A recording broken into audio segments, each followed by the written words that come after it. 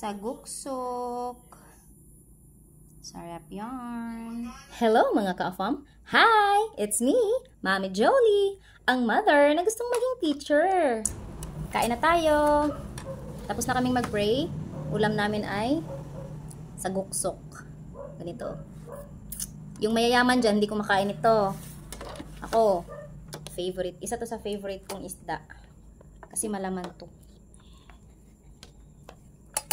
So, sa hirap ng buhay ngayon, wala nang pili-pili ng ulam. Kahit ano pwedeng ulamin. Tataas tayo ng paa.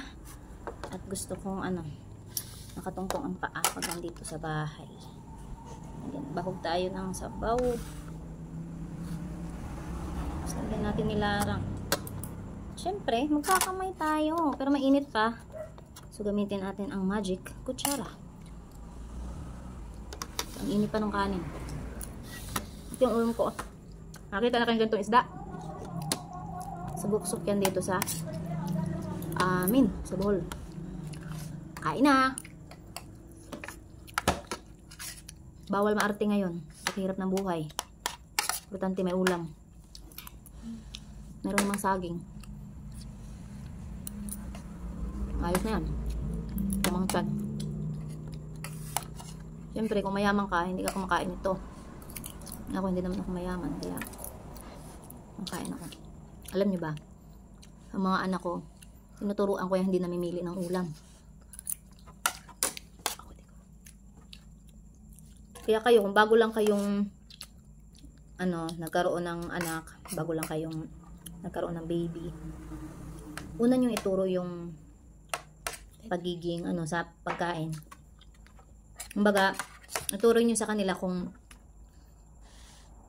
ano yung nasa hapag, yun lang yung kakainin. Huwag yung mamimili. Huwag yung maghahanap ng wala. Kasi kadalasan sa mga kabataan ngayon, namimili na ng ulam. Yung iba, gusto lagi ay fried chicken. Gusto lagi ay Jollibee, McDo, kung saan pa, mga inasal. Yung mga sikat na mga fast food. Pero hindi nila alam na masama yun sa kalusugan. Mas mainam pa nga yung mga ganitong ulam kasi nasa bahay lang. At saka alam mo kung paano mo piniprepare yung pagkain. Ang ingay ng sasakyan, dumaan.